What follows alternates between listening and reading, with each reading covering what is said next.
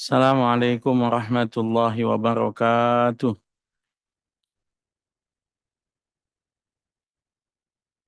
Alhamdulillah, wassalatu wassalamu ala rasulillah, Sayyidina Muhammadin.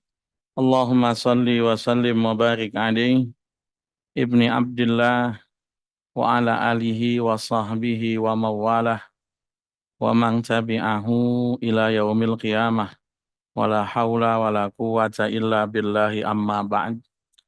Rabbi shrah li sadri wa yassir li amri wahlul 'uqdatam min lisani yafqahu qawli.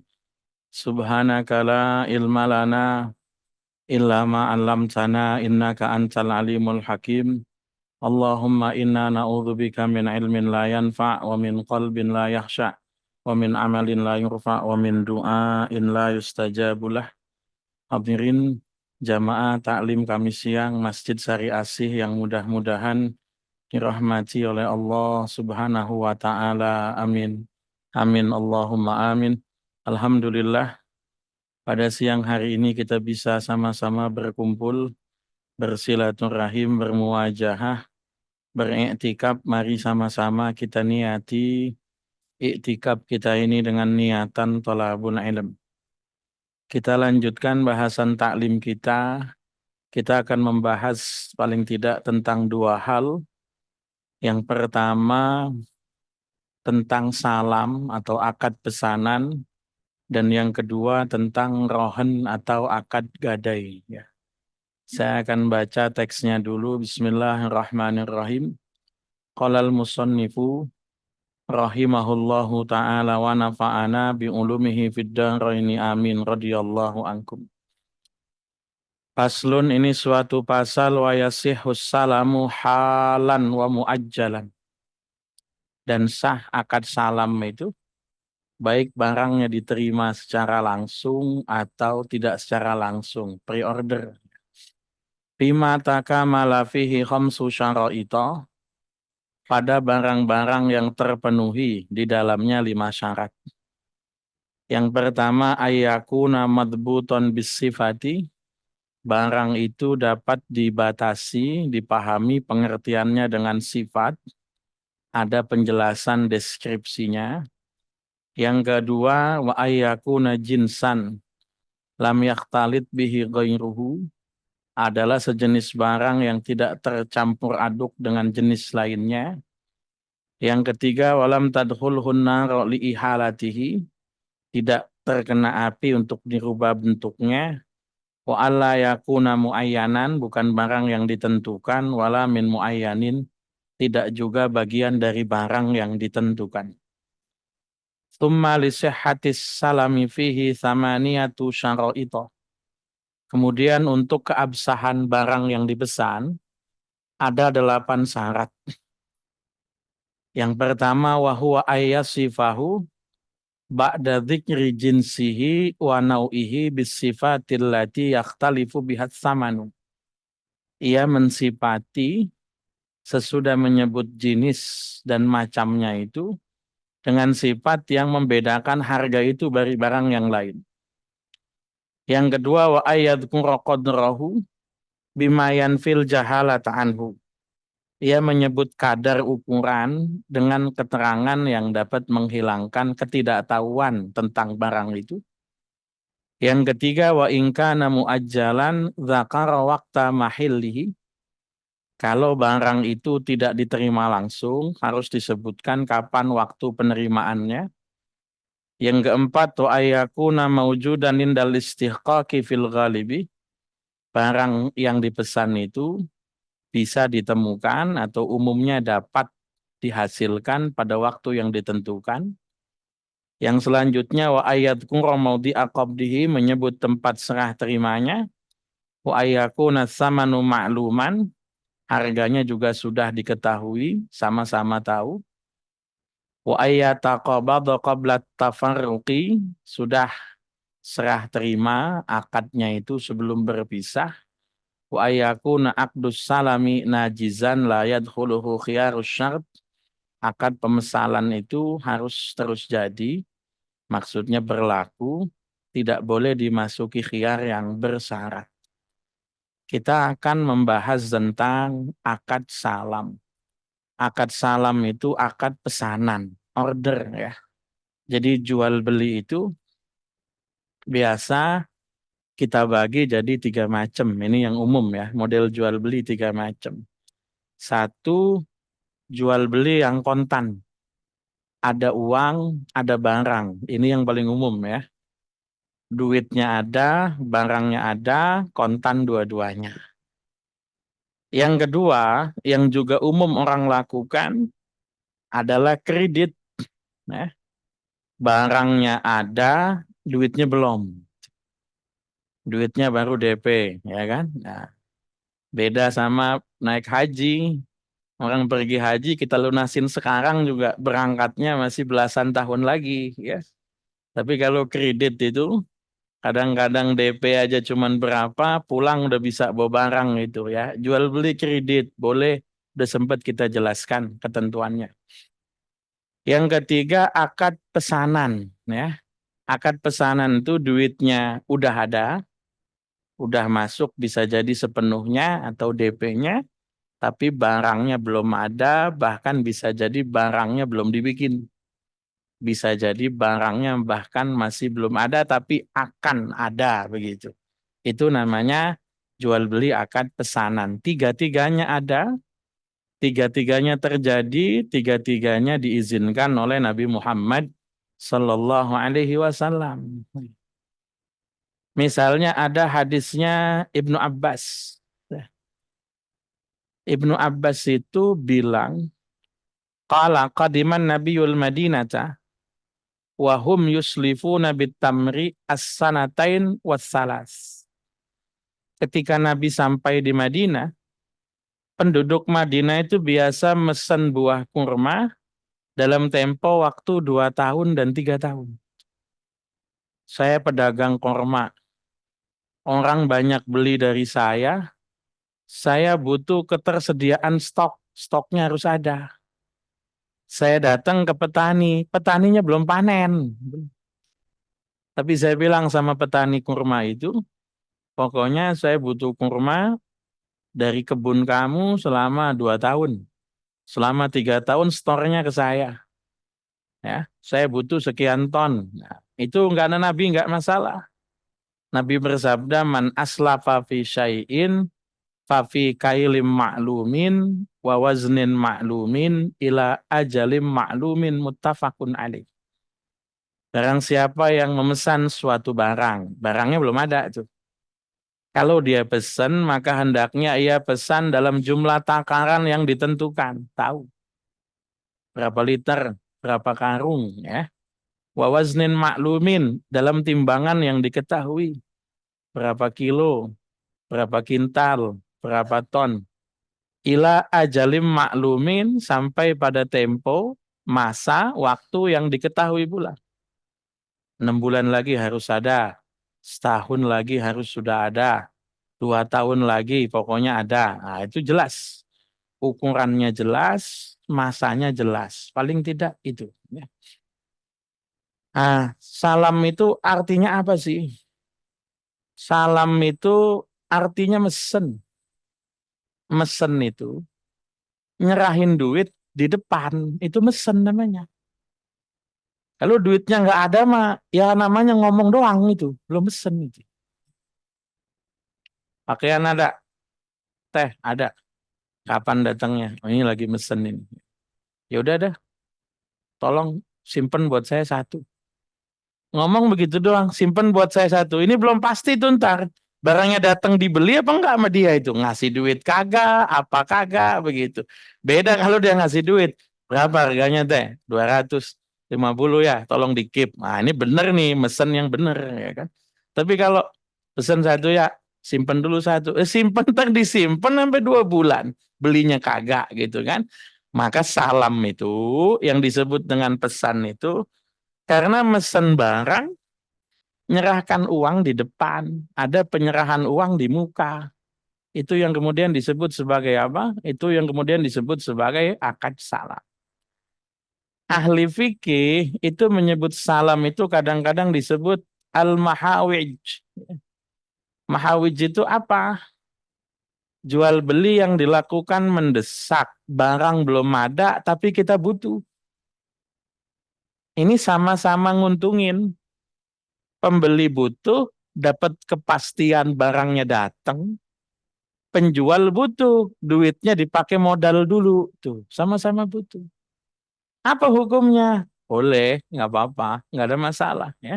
Jadi salam itu transaksi atau akad jual beli di mana barang yang ditransaksikan belum ada ketika pemesanan dilakukan. Pembeli melakukan pembayaran di muka, penyerahan barang baru dilakukan di kemudian hari. Ini namanya salam besen. Ibu-ibu saya yakin udah paham ya. Kira-kira kalau ada yang mau ditanyakan silakan.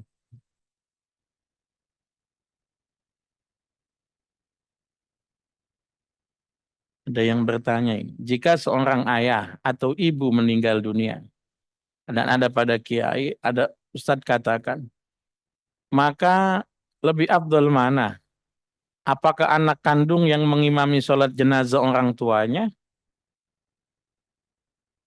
ataukah orang alim seperti ustadz kiai dan lain sebagainya? Terima kasih atas jawabannya, mohon maaf. Ya. Jadi kalau ada orang meninggal, yang paling afdol untuk nyolatin itu siapa? Kalau doa, kalau mendoakan orang yang sudah meninggal, yang paling afdol itu anaknya kalau doa. Kalau doa jelas, ada hadisnya kalau doa, kan di antara 3 perbuatan yang amal masih terus lanjut untuk mayit meskipun mayit sudah meninggal. Yang ketiga disebut awaladin salihin yad'ulahu, atau anak soleh yang mendoakan orang orang tua. Kalau doa lebih afdol anaknya. Ya. Itu bukan cuma lebih afdol. Kira-kira tuh orang tua lebih girang didoain anak apa didoain orang lain? Doain anak. Artinya apa? Pendidikannya berhasil. Mendidik anak berarti bisa. Ini doa. Kalau sholat bagaimana? Kalau sholat kita lihat tempatnya. Kalau sholat.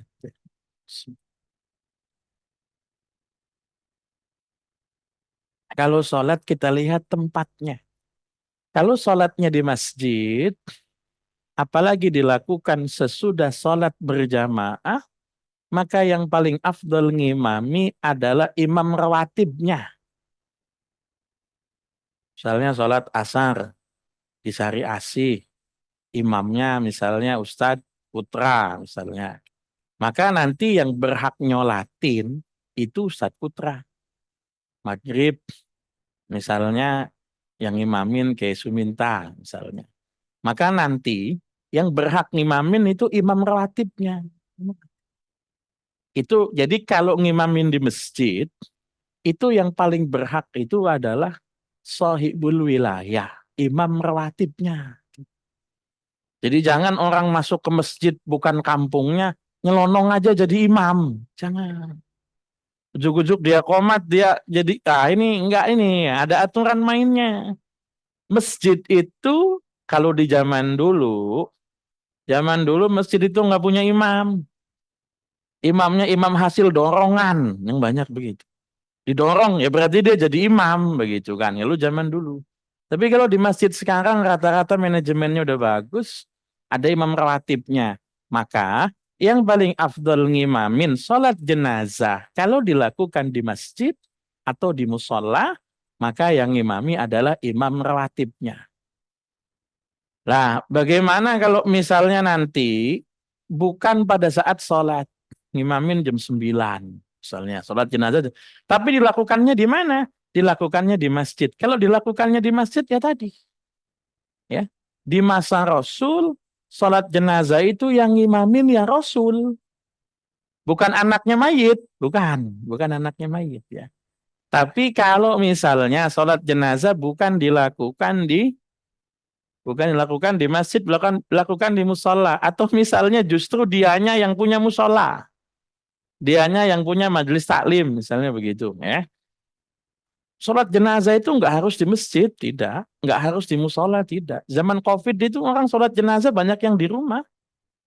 Lah kalau sholat jenazahnya di rumah lah, yang punya tuan rumahnya itu siapa? Maka ada istilah anak yang ngimamin itu ketika dilakukan di apa namanya di bukan di masjid atau di musola misalnya ya. Tapi kalau doa, doa itu yang paling afdol anaknya. Saya kalau dimintain tolong baca tahlil, saya baca tahlil bla bla bla. Ustaz mohon doa. Anaknya ada nggak? Ada. Bisa baca doa? Bisa. Anaknya baca doa. Kita yang ngaminin. Kalau mimpin tahlil nggak apa-apa, mimpin yasin nggak apa-apa. Tapi kalau doa itu memang yang afdol itu ya anaknya begitu ya. Mudah-mudahan bisa dipahami. Ya silakan Bu. Waalaikumsalam warahmatullahi wabarakatuh.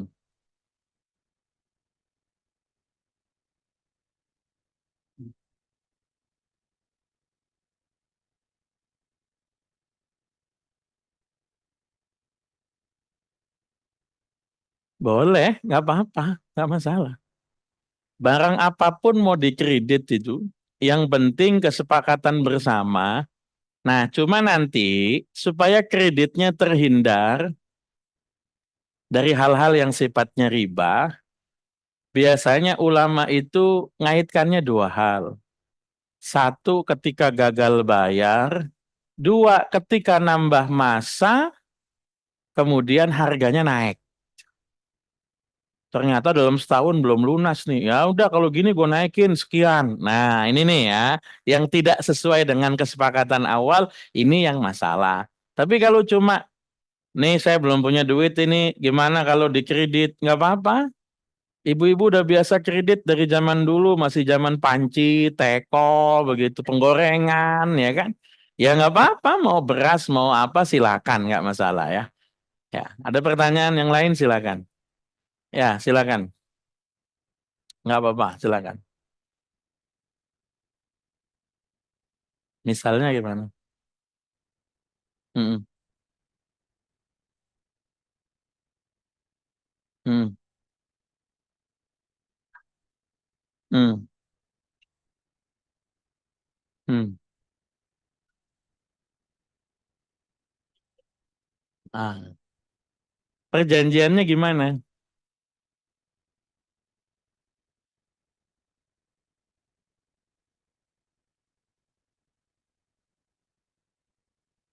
Oh gitu, oke baik ya. Di masa Nabi dulu ada yang namanya Bai'ul Arbun. Ada juga yang nyebut Bai'ul Inah. Jual beli pakai DP, kalau nggak jadi bagaimana? Dianggap hilang atau tidak? Gitu. Ya. Ini ada dua pendapat dalam fikih.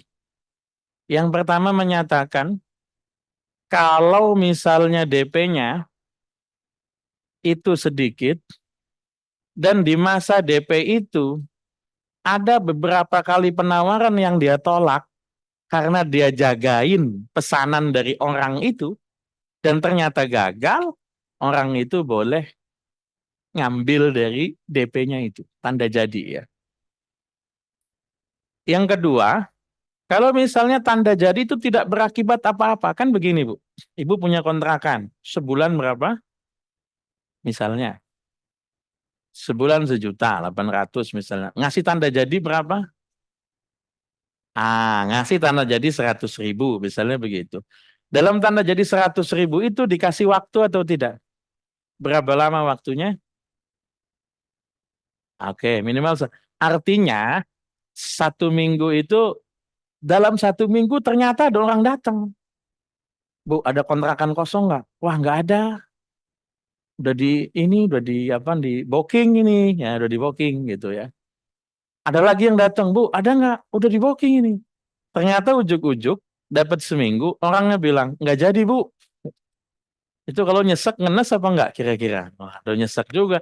Tahu begini gue balikin duit lu cepet gitu kan. Nah ya. Itu ada pendapat ulama yang mengatakan nggak apa-apa. Dalam mazhab Imam Ahmad bin Hambal itu bilang nggak apa-apa. 100.000 itu hitung-hitungannya takwid. Artinya apa? Potensi lossnya dia lebih gede. Tapi kalau dalam mazhab Syafi'i nggak boleh itu.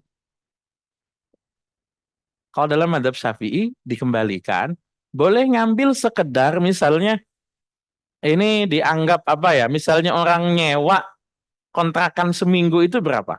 Kalau misalnya nyewa kontrakan seminggu 100, ya nggak apa-apa. Anggap aja selama seminggu dia ngerental meskipun nggak ditempatin, begitu ya. Maka tadi saya katakan, kalau jumlahnya dikit nggak apa-apa, kalau jumlahnya banyak ya. Misalnya sebulan 800, seminggu anggap aja 200. Dia ngasih cepet, masih kurang mestinya itu. Mestinya 200. Karena kita ngitungnya anggap saja dikontrakan selama seminggu meskipun tidak ditempati begitu ya. Jadi nggak apa-apa nggak dikembalikan. Kecuali kalau dia DP-nya 1 bulan berjalan. Nah kalau itu mau nggak mau ya, ya dihitung saja yang kalau direntalin berapa sisanya balikin gitu. Mudah-mudahan bisa dipahami ya. Ya.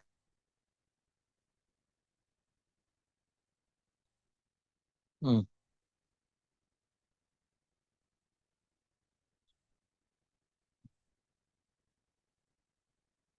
Hmm.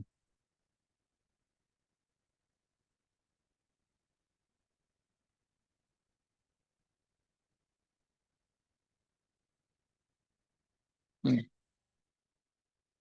Ya. Kredit itu sebetulnya kaitannya yang bikin halal itu memang dihitungnya nggak ada bunga, nggak ada. Ya, kalau dihitung bunga itu nanti malah jadi haram. Ya, jadi kayak kita ngitungnya memang bukan bunga, ya harganya segitu. Nah, ini berapa harganya? Harga 4.200.000. Tapi saya mau kredit selama 10 bulan, 5 juta. Itu kita nggak menghitung karena kamu 10 bulan 5 juta. Kalau setahun 5.200.000. Kalau misalnya 3 tahun 15 juta. Ah, ini. Kalau ini berarti kan ada yang namanya istilahnya itu harga waktu. Kan gitu, harga waktu ya. Jadi itu memang harganya. Kamu kalau pengen beli kontan 4.200.000, pengen dikredit 5 juta. Mau ngelunasinnya 2 bulan ke, 3 bulan ke, 5 jam ke, pokoknya kalau nggak kontan, ya 5 juta, misalnya begitu. Maka ketika ada orang baru 3 bulan dilunasin, saya nggak pengen punya hutang lama-lama. Nah, ya dia bayarnya sama. Boleh nggak pembeli ngasih kortingan? Boleh, nggak apa-apa. Kalau pembeli ngasih kortingan nggak apa-apa, nggak ada masalah ya. Ya udah karena kamu ini bayarnya duluan ini saya kasih bonus. Kalau bonus nggak apa-apa begitu. Tapi kalau kemudian main hitung-hitungan, ya karena bunganya lebih maju maka sekian. Nah, jangan ngitung bunga ya. Jadi kita ngitung kita kasih bonus, kita kasih kortingan boleh. Jadi hitung-hitungan 10 bulan itu bukan karena bunga tapi tempo paling jauh kalau mau dilunasi itu 10 bulan. Mudah-mudahan bisa dipahami ya. Ya, silakan. Waalaikumsalam warahmatullahi wabarakatuh. Ya,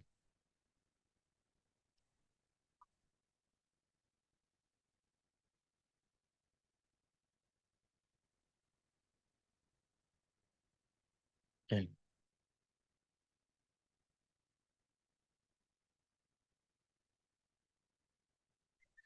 Nggak bunyi mikrofonnya. Ya. Oke, baik.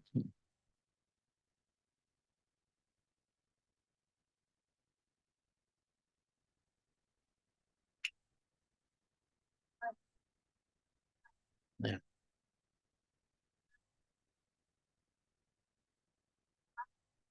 ya,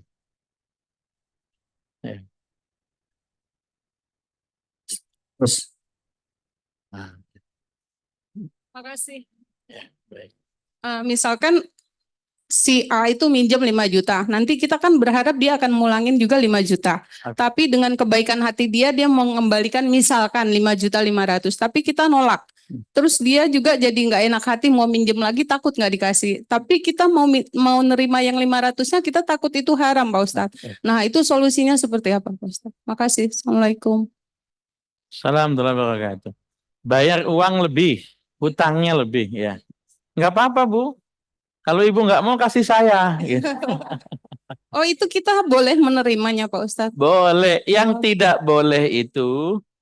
tidak boleh itu mensyaratkan. iya, Tidak boleh. iya. Kalau tidak disyaratkan tidak apa-apa. Oke, kita ulangi lagi. Ada saudara, ada keluarga pengen hutang sama kita 5 juta. Bu, utang 5 juta, kita kasih 5 juta. Begitu balikinnya 5.500.000. Padahal kita nggak minta. Nah, 500-nya boleh diterima apa enggak? Boleh, nggak apa-apa, nggak ada masalah. Itu hitungannya pembayaran hutang 5 juta, 500.000 hadiah. Kan gitu, nggak apa-apa.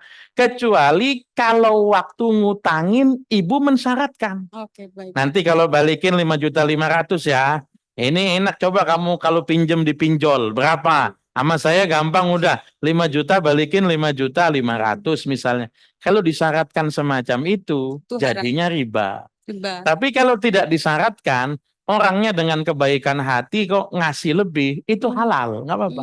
Boleh. Kalau ibu nggak mau terima tadi, kasih saya nggak apa-apa itu ya. Saya takut nerimanya Pak Ustadz, karena Ya, kan nggak apa-apa. kalau begitu berarti kita berharap, padahal kita tidak berharap, kita lillahi ta'ala meminjamkan. Iya. Tapi nyatanya dia, loh kok transfernya lebih, kan minjemnya 5 juta, kok dikasih 5. Ya nggak apa-apa Bu, itu fee misalkan. Ya. Itu nggak apa-apa ya Pak Ustadz ya? Nggak apa-apa. Kalau tidak disyaratkan nggak Iya, apa-apa. tidak disyaratkan. Kalau disyaratkan nggak boleh. Baik, Ya. baik. Makasih Pak Ustadz. Ya, sama-sama. Ya, ada pertanyaan yang lain? Ya, silakan. Ya.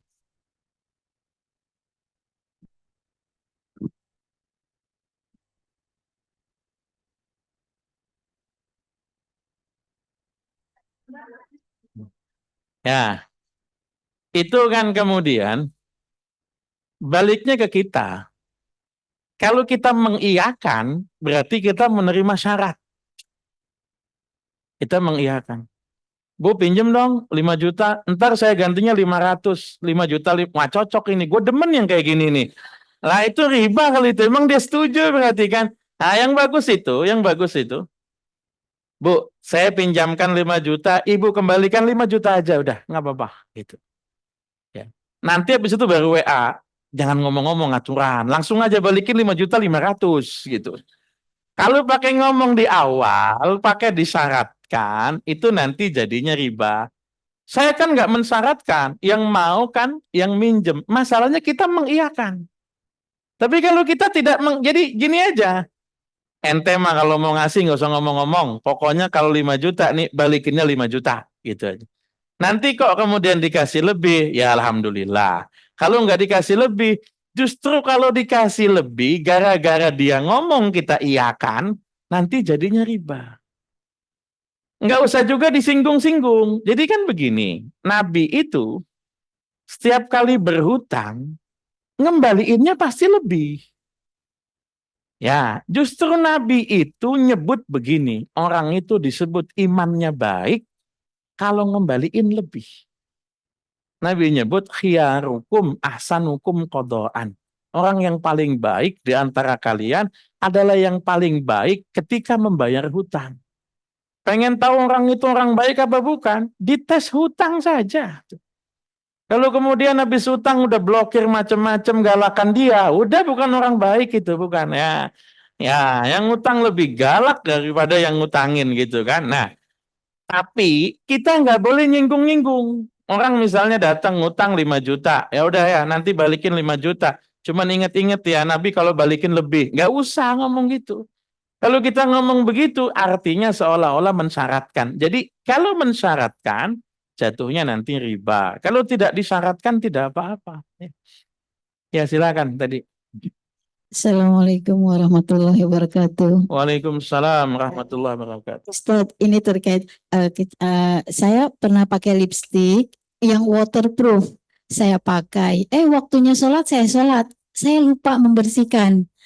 1 jam kemudian saya baru ingat, oh iya tadi lipstiknya belum dibersihkan karena kan dia tahan air. Waktu sholat masih ada. Apakah itu wajib diulangi kembali atau bagaimana Ustadz? Ibu wudunya sebelum pakai lipstik apa sesudah? Sesudah, karena habis pergi gitu, jadi masih lengkap. Kalau kita yakin air itu tidak masuk ke kulit, maka wudunya tidak sah. Kalau wudunya tidak sah berarti sholatnya, kalau tidak sah berarti wajib diulangi. Gitu. Ya. Oke. Makasih Ustaz. Assalamualaikum warahmatullahi wabarakatuh. Assalamualaikum warahmatullahi wabarakatuh. Ya, ya. Pak Kiai, berarti dalam hadis dan Al-Quran, persoalan kredit itu diperbolehkan. Mohon arahannya. Kredit itu kan bukan hutang piutang, bukan. Kredit itu adalah jual beli. Cuma apa? Cuma pembayarannya tidak dilakukan secara kontan. Kalau akad salam, barangnya yang nggak kontan, barangnya belum ada. Kalau kredit, duitnya yang belum ada. Kalau sahnya sah, ya nggak ada masalah sah. Yang nanti jadi masalah itu ketika gagal bayar diambil. Ini yang jadi masalah. Yang jadi masalah itu ketika kemudian nambah, lalu kemudian nilai hutang bertambah. Ini yang jadi masalah. Tapi kalau kredit sesuai dengan kesepakatan, saya jual kepada kamu motor dengan harga 30 juta, kredit 3 tahun, dan kemudian sesuai harga selesai, maka nggak ada masalah. Tapi kalau ketika gagal bayar, itu baru timbul masalah, atau ketika perpanjangan tenor, kemudian nambah biaya, ini baru masalah. Tapi kalau tidak ada masalah, berarti syar'i, sesuai dengan apa? Sesuai dengan petunjuk yang ada dalam fikih itu. Mudah-mudahan bisa dipahami. Oke, saya lanjut. Ya. Akad salam itu sering kita pakai. Apalagi ibu-ibu yang sering belanja online. Ya. Lihat muka-mukanya sering belanja online ini. Ya. Apalagi itu ya, banyak diskon-diskon, bonus-bonus itu ya. 99, 10, 10, 11, 11, Harbolnas. Nah, itu ya. Mau Tokopedia, mau Shopee, Lazada, Zalora, Wa'ala Ali, Wasobi Ajmain ya. Hal-hal yang semacam itu ya. Itu kadang-kadang kita temukan ada yang barangnya sudah ada yang barangnya belum ada, yang barangnya pre-order. Nah, kalau barangnya sudah ada, biasanya kita masukkan kategori akadnya khiyar itu. Khiyar syarat. Apakah barang yang datang sesuai dengan transaksi? Karena mohon maaf, kadang-kadang di layar HP kelihatan bajunya cakep, giliran dateng lah kok beda gitu kan. Patokannya nanti bukan di foto, patokannya nanti di penjelasan. Penjelasannya gimana? Ukuran apa, bahan apa, warna apa, yang datang sesuai misal. Atau kadang-kadang ketika kita belanja, itu memang belum ada. Ya, yang dropship itu kadang-kadang nyebut jelas pre-order 10 hari, pre-order 15 hari, tapi tetap harus kita bayar. Saya belum lama itu pesen kere bambu, ya kere bambu. Karena depan rumah saya itu pesantren putri. Nah, saya suka nerima tamu di rumah. Lalu saya yang repot itu kadang tamu nunggu itu ya lihat-lihat santri putri gitu kan. Wah, kata saya nggak beres ini ya. Akhirnya saya pesen keren, jadi apa namanya dari pesantren nggak bisa lihat ruang halaman apa teras rumah saya juga nggak bisa lihat. Masalahnya ukurannya kan custom. Ada tukang kere kadang cuma ukuran 1 meter, 2 meter. Saya ukurannya kemarin 3 meter kali 2,75. Jadi pesen. Ya pesan itu pre-order. Itu akadnya akad salam ya. Akadnya akad salam, bahannya apa? Bahannya bambu hitam, motifnya apa? Motifnya apa namanya? Motif kayu begitu kan? Beratnya berapa, ininya berapa, bla bla bla, bayar. Barangnya datang sesuai dengan pesanan, berarti akad salam, akad pre-ordernya itu sah begitu ya. Ya ini yang disebut sebagai PO ya. Sistem pembelian yang barangnya emang belum ada. Barang-barang PO itu kalau dalam media online, dalam apa namanya marketplace itu, bisa sampai seminggu, 2 minggu, 15 hari. Ini masuk salam. Kenapa penjualnya nggak bikin dulu barangnya? Lah belum tentu ada yang beli kalau dia bikin. Jadi dia tawarkan gambarnya, dia tawarkan penjelasannya, kita cocok, kemudian kita PO, kita kemudian bayar, duit bayar dari kita itu yang dipakai dia buat produksi, pakai buat beli bahan, buat beli apa, segala macam. Nah, manfaatnya di mana? Manfaat bagi pembeli, jaminan memperoleh barang sesuai dengan pesanan. Karena kalau dicari di toko belum tentu dapat, dia bisa dapat misalnya custom sesuai dengan ukuran dia, sesuai dengan kepengenan dia. Bagi pembeli, manfaatnya di situ. Bagi penjual, manfaatnya sudah dapat dana buat melakukan aktivitas produksi. Jadi paling tidak barang belum ada, kita udah DP atau kita udah bayar, itu nanti pengrajinnya bisa beli bahan, bisa beli apa ya. Ibarat kata dia apa namanya? DP-in dulu begitu ya. Karakteristiknya jual beli salam itu adalah harga tunai, barang tidak tunai. Duitnya udah ada, barangnya belum ada, kan gitu ya. Jadi harganya tunai, barangnya tidak tunai ya. Nah, konsumen misalnya mesen barang pada dropship sesuai kriteria transfer tunai, dengan uang tersebut dropshipnya beli barang sesuai pesanan, barang dikirim kepada konsumen. Nah, syarat-syaratnya pertama pembayaran. Alat bayarnya harus jelas. Jangan terima pesanan kalau nggak ada DP. Nanti kalau nggak jadi gimana itu? Datang ke tukang kue. Bikinin saya kue ya. Saya mau ada acara ulang tahun. Apa aja? Lemper 100, risol 100. Misalnya kue pie 100 udah. DP-nya mana? Tenang aja kayak nggak kenal sama gua gitu kan. Dibikin tuh 100, 100, 100. Orangnya kagak datang gitu kan. Nah, jangan terima pesanan ya. Harus sama-sama jelas. Nggak ada istilah saudara. Nggak ada itu ya. Harus jelas ya. Lah, pembayaran harus jelas juga barangnya yang dipesan. Juga harus jelas cirinya. Ya. Spesifikasinya, waktunya kapan, tempat penyerahannya bagaimana. Ya. Harus jelas. Saya bayar segini, pokoknya nerima diantar. Oh, saya terima segini, ambil sendiri. Kalau misalnya mau diantar, kena biaya antar. Nah, harus jelas dari awal tuh. Jangan dari awal kita nganggapnya plus ongkir, ternyata belum ongkir. Jadi harus jelas dari awal. Kalau diskon, diskonnya berapa? Spesifiknya sebutin. Saya pesan lemper. Itu kalau kita pengen punya kemauan tertentu sebut.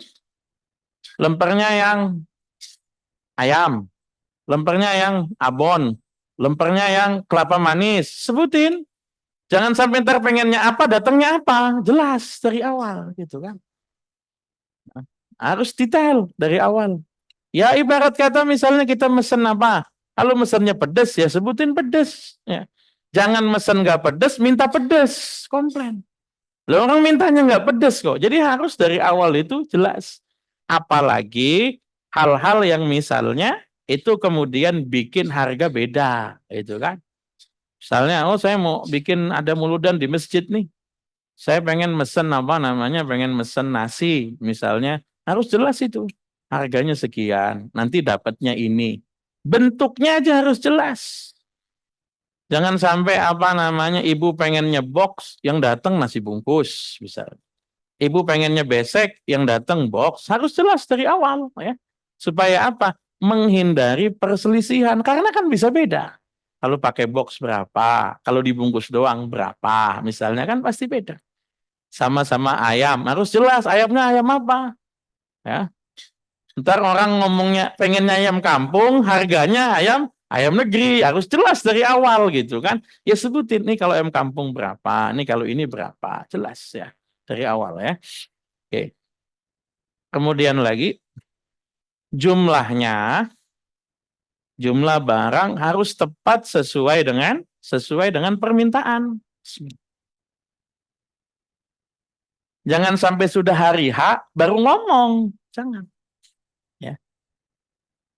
Misalnya saya mesen 200 box ya. Kapan? Besok hari Jumat. Jam berapa? Ya maksimal sebelum orang Jumatan lah. Buat sedekah Jumat ini misalnya. Ya. Ternyata jam 12 baru ngebel. Ini kira-kira baru matang jam 4 ini. Lah, jam 4 mau dibagiin siapa? Yang Jumatan udah pada pulang gitu kan. Harus jelas ya. Ini jadinya baru 40 doang. Nah, artinya kalau tidak ada kesanggupan, salam itu tidak harus dari orangnya sendiri. Tidak. Ibu nerima pesanan, kalau ibu kemudian tidak mampu menyediakan jumlah yang sama, ibu bisa nyerahkan pesanan itu kepada yang lain dengan nilai yang sama, harga yang sama. Ini mohon maaf ini, kalau saya sendiri nggak bisa. Tapi kalau saya serahkan lagi, misalnya saya ambil 100, tetangga saya ambil 100, insya Allah kualitas masakan sama, menu sama, harga sama. Ya nggak apa-apa, silakan. Jadi jangan dianggap salam harus kita kerjakan sendiri. Ya, soalnya kalau pemesan itu yang penting barangnya sesuai dengan pesanan, jumlahnya ada. Mau yang ngerjainnya ibu, ya mau ngerjainnya misalnya orang lain, silakan. Tapi dengan kualitas yang sama. Penjual dapat menyerahkan barang lebih cepat, nggak masalah, asal disepakati. Ada beberapa hal yang orang nggak mau nerima lebih cepat, ada. Saya mesen sapi, misalnya udah kasih DP, saya lunasi. Saya bilang anternya hari Arafah. Dianterin sama dia tanggal 2 bulan haji. Ya saya nggak mau nerima lah. Siapa yang mau ngarit rumputnya? Siapa? Apalagi sapi di tengah kampung banyak anak kecil. Stres itu sapi. Ya sesuai dengan waktunya. Kalau minta diantar tanggal 9 ya tanggal 9. Ada barang yang kalau datang lebih cepat kita lebih seneng. Ada. Tapi ada barang yang belum tentu juga kita seneng kalau datang lebih cepat. Ibu mesen nasi buat sedekah Jumat, datangnya malam Jumat. Ya puyeng juga lah. Oh, buat besok nih, besok ya basi gitu kan. Jadi ada barang yang ketika datang lebih cepat kita bisa nerima. Tapi juga ada barang yang datang lebih cepat kita nggak bisa nerima. Penjual boleh melakukan subkontrak kepada pihak lain. Nah, sama tadi itu yang saya bilang. Kalau ibu tidak mampu nyediain sendiri, boleh kemudian bersama-sama dengan orang dengan syarat memang tadi kualitasnya sama, harganya juga kemudian sama ya. Nanti ada yang namanya istisna. Istisna itu mirip dengan salam, sama ya. Cuman biasanya kalau salam itu sifatnya jual beli, kalau istisna itu sifatnya produksi. Saya kasih contoh ya. Misalnya akad salam ya. Saya datang ke tukang buah. Bang, udah musim mangga belum? Belum, Ustaz. Musim mangga mentar awal bulan. Ya udah, saya mesen mangga ya. Berapa, Ustaz? 50 kilo awal bulan. Kira-kira mangga dibikin dulu apa kagak?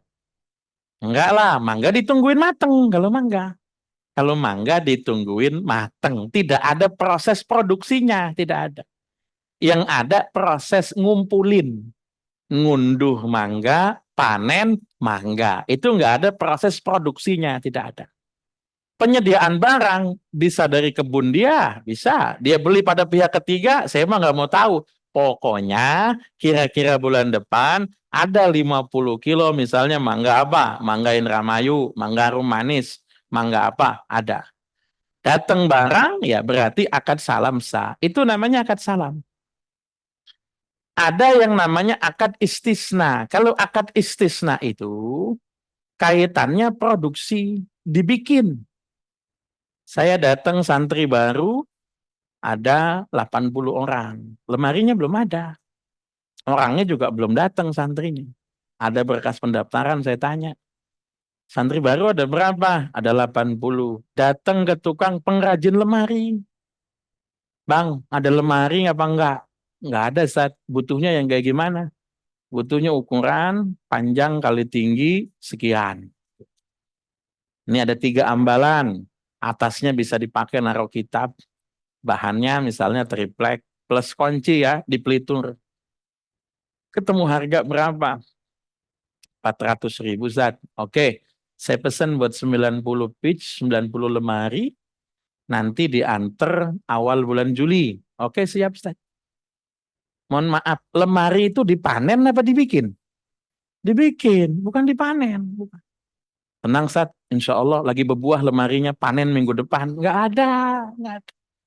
Ya, ini bedanya ya. Jadi ada akad salam, ada akad istisna. Kalau istisna itu melalui proses pembuatan, ada unsur produksinya ada ya. Contoh nih, ya, ibu mesen apa namanya, mesen rumah. Wah, anak habis kawin ini kita biar mandiri, misalnya cariin rumah. Itu ketika ibu datang ke perumahan, rumahnya belum ada. Tunjukin petanya doang. Nih, ibu mau ngambil di blok berapa? Oh, saya mau ngambil yang depan deh. Wah, kalau depan agak mahalan, Bu, sekian. Ini kira-kira rumahnya udah ada belum? Ya belum ada, belum ada. Tanahnya belum diuruk kadang-kadang. Belum, rumahnya belum ada. Tapi kalau mau tahu, nih gambar rumahnya nih. Ukurannya misalnya 72 meter persegi. Depannya ada carport, ini bisa dibikin taman, belakang bisa dibikin kolam, nggak boleh dirubah dulu sampai masa 5 tahun misalnya. Kalau ibu pengen yang tingkat, ada ukurannya sekian kali sekian. Tapi kan ini gambar, kira-kira rumah contohnya ada apa enggak? Harus nyediakan rumah contoh. Sampel itu ada. Oh ini ya, tingginya segini, bahannya ini gitu kan. Airnya air tanah apa PDAM. Listriknya itu ukuran berapa, itu token apa abonemen, jalur telepon yang masuk gimana, apa udah ada pemasangan pipa gas ke sini apa belum, gitu kan? Jelas. Nah kira-kira mohon maaf, rumah itu dipanen apa dibikin? Berarti akadnya apa? Istisna, bukan salam ya, karena melalui proses produksi. Nah, begitu ya. Oke. Ini banyak ini salam ya. Contohnya tadi ya, misalnya tender proyek konstruksi. Sama. Pemerintah misalnya dapat aduan dari masyarakat. Jembatannya rubuh. Ya jembatan memang rubuh, Bu. Ya. Kalau jembatannya tegak berdiri nggak bisa lewat orang ya. Jembatannya misalnya hancur. Nah, maka kemudian pemerintah pengen bangun jembatan. Tapi pemerintah kemudian tenderkan pada pihak ketiga. Dibikin proyek tender itu bla bla bla, ada yang menang lelang. Maka yang menang lelang itu konstruktornya itu, kontraktornya itu kemudian dia bilang, ini pengadaan jembatan, dana misalnya 350 juta, akan apa namanya memakan masa sekian hari, lalu kemudian bahan-bahannya ini, gambarnya begini, bla bla bla. Nanti kemudian apa namanya pemerintah ngucurkan dana dalam berapa termin, jembatan jadi, yaitu akad-akad istisna disebutnya ya. Mudah-mudahan bisa dipahami tentang salam dan istisna. Kalau ada yang mau ditanyakan silakan.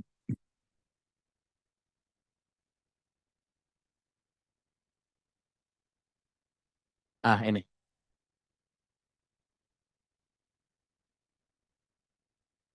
Ibu nanti bisa minta filenya. Ada filenya ya biasanya. Di share nggak di grup? Ada di ada PDF-nya ya. Nanti ibu masuk grup saja, nanti bisa itu. Ada ya. Ini bisa banyak sekali ya, akad salam ataupun istilah itu banyak. Biasa kita pakai dalam kehidupan sehari-hari. Biasa. Ibu mau hajatan, mau hajatan. Ibu mau belanja, datang ke tukang sayur, mesen. Ah, daripada belanja jauh-jauh ke pasar induk capek segala macam, ibu punya tetangga. Misalnya. Ngomong sama tetangganya, saya butuh beli bumbu kering nih. Cabai sekian, jahe sekian, lengkuas sekian, bawang sekian, telur sekian, minyak sekian, ini sekian, bla bla bla bla bla. Antarkan hari ini, kira-kira harganya berapa? Ini duitnya. Salam. Kemudian ibu juga datang ke tukang masak, misalnya buat apa? Misalnya ternyata catering. Bu, saya pengen bikin hajat, bikin resepsi, perkawinan, lalu kemudian pengennya menunya bla bla bla bla. Sebutin. Porsinya sekian porsi. Mulai acara jam berapa misalnya kan? Perlu ada apa saja. Nah, itu nanti dikira-kira harga sekian. Itu juga masuk, akadnya adalah akad salam. Ya, oke. Pak Kiai mohon bisa diceritakan kisah-kisah tentang Maulid Nabi Muhammad. Mungkin bisa menambah kecintaan kita pada Nabi Muhammad. Oke, baik. Nah, ini mau lanjut pasal berikutnya apa jadi Maulid ini? Gimana? Maulid aja. Oke, jadi pas momennya. Oke, pasal gadai. Pasal gadai ini akan kita bahas pada pertemuan mendatang. Saya itu banyak ditanya orang tentang apa hukumnya Maulid. Apa hukumnya Maulid? Apakah sudah ada sejak di masa Nabi?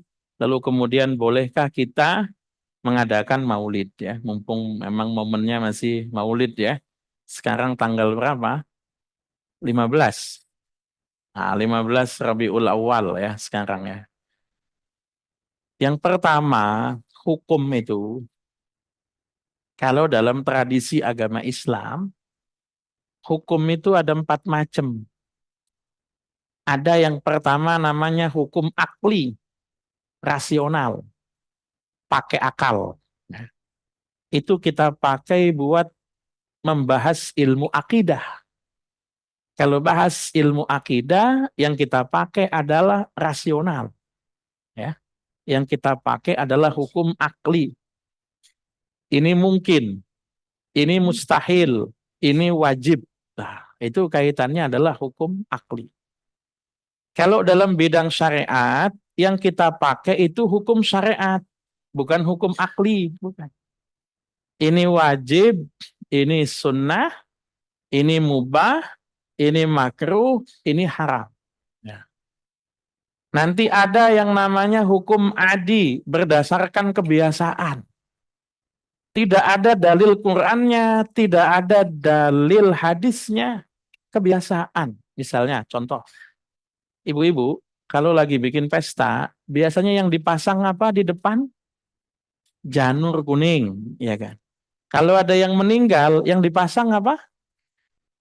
Misalnya ibu pesta dipasangin bendera kuning, gimana rasanya? Atau ada orang yang meninggal dipasangin janur kuning, gimana rasanya? Padahal nggak ada dalilnya dari Quran, tidak ada.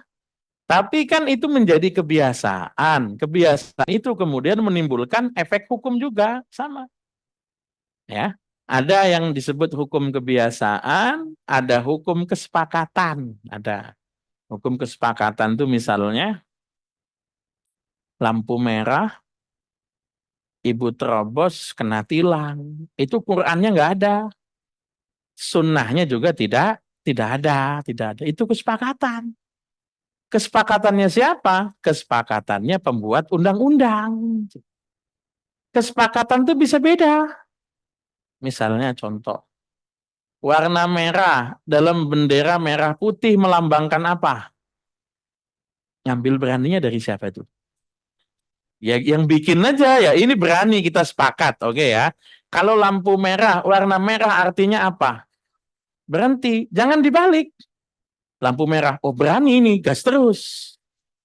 Nah, hukumnya beda ya. Jadi dari awal harus kita sepakati dulu pendekatan yang mana. Oke.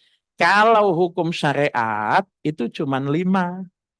Hukum syariat yang 5 itu 1 wajib, 2 sunnah, 3 mubah, 4 makruh, 5 haram.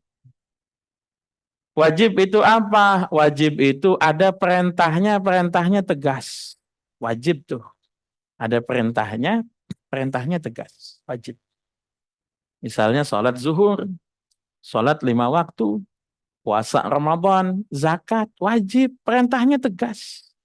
Ya. Orang nggak sholat menghancurkan agama, ada ancamannya itu. Sunnah itu ada perintahnya, tapi perintahnya tidak tegas. Perintahnya ada tapi nggak tegas. Misalnya perintah makan pakai tangan, ibu-ibu makan ketoprak, sendok tangan kanan, kerupuk tangan. Oh, biasa tuh yang jawab tuh berarti.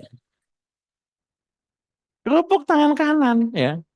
Kalau kerupuk tangan kanan gimana makannya? Gantian, repot kan? Ibu-ibu minum obat, gelas minum tangan kanan, obat tangan, dibalik obat tangan kanan, tetap gelasnya tangan kiri, kan gitu. Jadi yang bagus gimana, Ted? Ya minum aja, orang cuma sunnah kok, santai. Kecuali kalau kita terbiasa minum pakai tangan, itu baru masalah. Ya. Jadi sunnah itu perintahnya ada, tapi kemudian perintahnya tidak tegas. Ada yang namanya mubah. Mubah itu nggak ada perintahnya, tidak ada.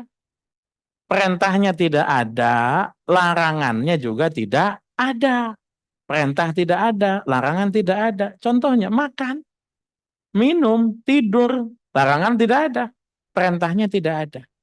Ada yang namanya haram. Haram itu ada larangannya dan tegas, ngancem.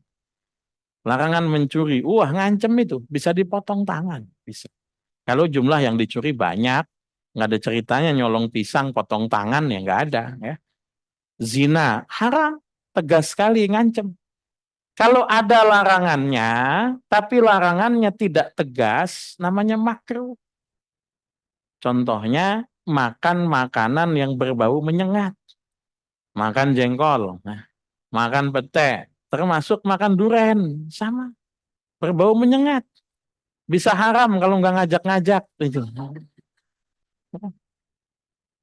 Jadi jelas ya, hukum itu cuma 5. Wajib, sunnah, mubah, makruh, haram. Ibu sholat zuhur, wajib. Sholat ba'diyahnya, sunnah. Habis zuhur ngantuk tidur, mubah. Ya. Bangun tidur kemudian, enak nih, makan. Makan pakai pete jengkol, makruh. Ya. Habis makan, lakinya datang diomel-omelin. Haram. Jelas kan? Hukum itu jenis kelaminnya 5. Wajib, sunnah, mubah, makruh, haram. Salat zuhur, wajib. Ba'diyahnya, sunnah. Tidur, mubah. Makan pete jengkol, berantem sama suami, maulid, bid'ah. Lo bid'ah ini jenis kelaminnya yang mana? Nggak ada kan? Hukum itu kan tadi cuman kalau kagak wajib, sunnah. Nggak sunnah, mubah. Nggak mubah, makruh. Nggak makruh, maulid, bid'ah. Jangan bid'ah. Sebutkan di antara 5 hukum ini. Sebutkan. Biar jelas.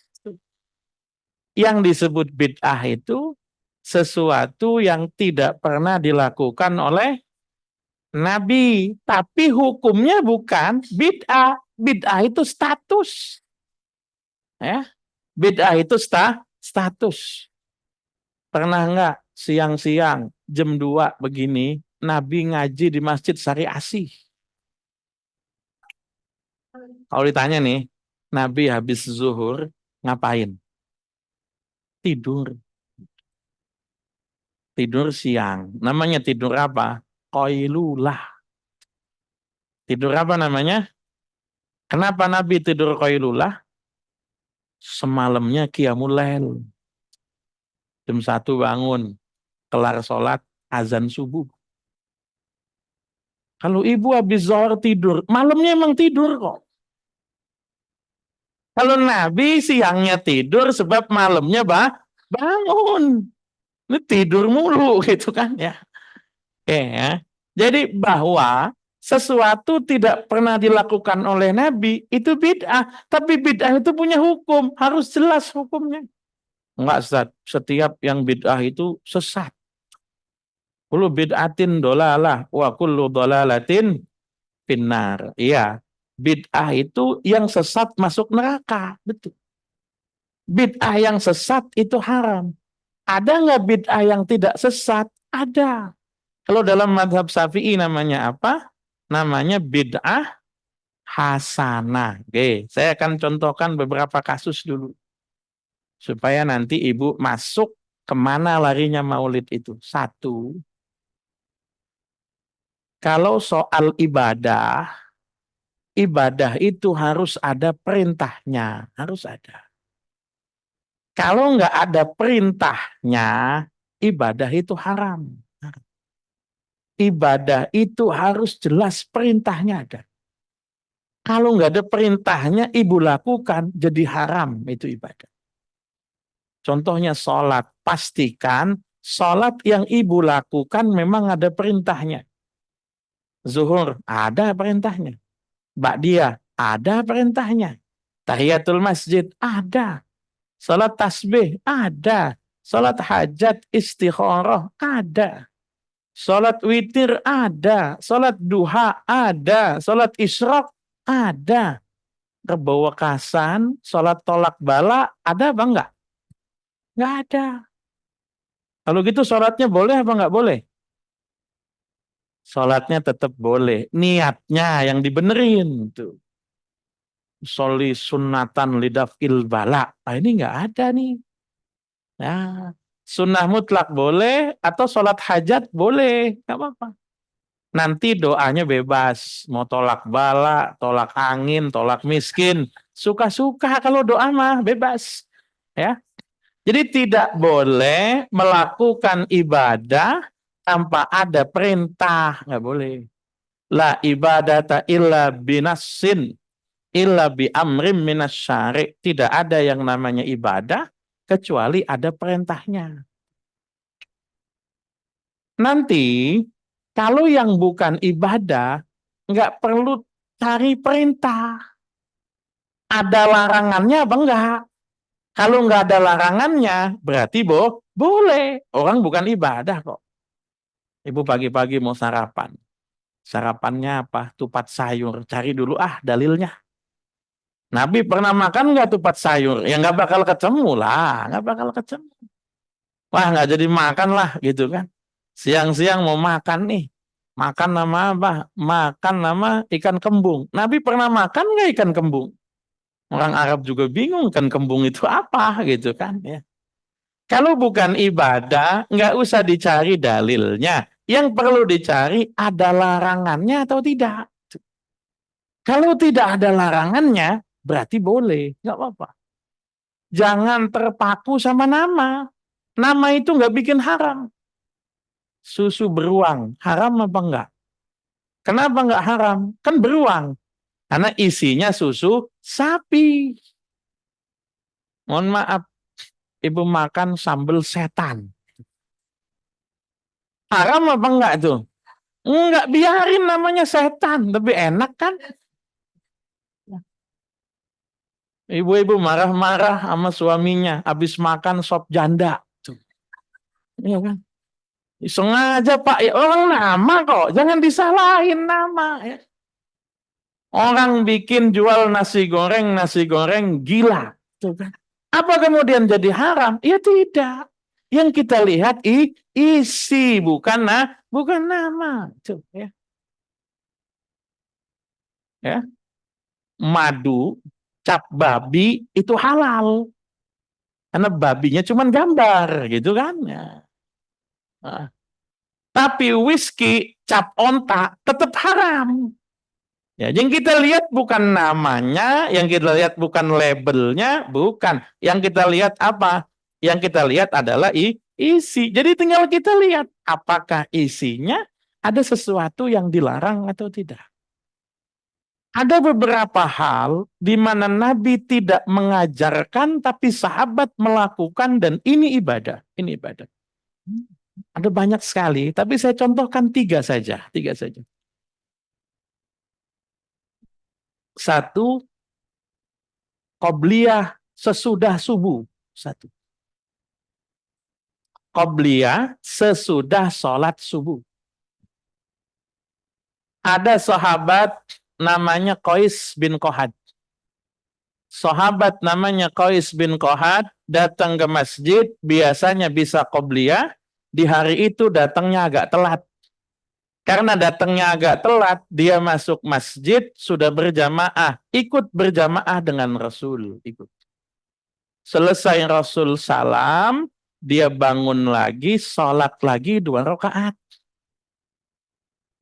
Nabi tanya, siapa tadi itu yang sholat lagi? Qais, Nabi panggil Qais. Kamu kenapa sholat? Iya Nabi, saya belum qobliyah. Tapi qobliyahnya habis subuh. Sayang-sayang Nabi, kan pahalanya besar. Nabi diem. Kira-kira Kois sebelum qobliyah nanya Nabi dulu apa enggak? Diajarin sama Nabi enggak? Inisiatif pribadi. Itu namanya kemudian takririyah. Nabi kagak ngajarin, tapi Nabi diem dianggap setuju. Contoh, satu. Dua, misalnya contohnya sholat wudhu. Sholat sunnah wudhu itu, sholat yang dilakukan habis wudhu selagi anggota badannya belum kering, masih basah. Ustaz, kalau saya udah kering gimana? Ya basahin aja lagi, gitu aja. Bingung-bingung amat ya, batalin wudhu lagi, gitu aja ya. Nggak usah diambil repot. Itu bukan dari Nabi. Nabi itu pernah mendengar suara sendalnya Bilal di surga. Nabi dengar. Mohon maaf, kira-kira kalau sendalnya Bilal di surga, sendalnya doang apa orangnya juga? Sama orangnya dong, nggak mungkin. Bilal di mana? Neraka, sendalnya di surga, nggak mungkin. Ya. Pasti sama orangnya.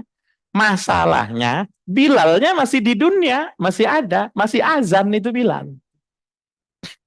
Dipanggil sama Nabi, Bilal, yang bikin kamu punya amalan beda dengan teman kamu itu apa? Saya udah dengar suara sendal kamu di surga. Saya nggak punya amalan yang beda, Nabi. Amalan saya sama semua. Kalaupun ada yang beda, saya azan. Tapi kan yang azan bukan cuma Bilal. Jangan ibu beranggapan yang azan cuma Bilal. Tidak. Ada Bilal, Abdullah bin Umi Maktum, Abi Mahdurah, Muhammad bin Mas. Ada banyak muadzinnya Rasul itu. Bilal kemudian bilang, Nabi, ada satu yang saya ingat, yang saya yakin orang lain nggak ada. Apa itu? Saya kalau habis wudhu langsung sholat.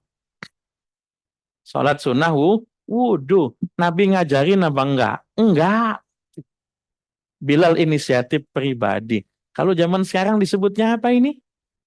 Bid'ah. Yang ketiga, saya punya 50 contoh ini, tapi tiga aja ya, tiga aja. Ya. Yang ketiga, Bilal azan, itu Nabi yang ngajarkan. Bilal, nanti azan. Ya, Nabi. Gimana? Allah Akbar, Allah Akbar. Asyhadu an la ilaha illallah, asyhadu anna Muhammad hayyalas shalah, al falah. Allah Akbar, Allah la ilaha illallah. Bilal azan.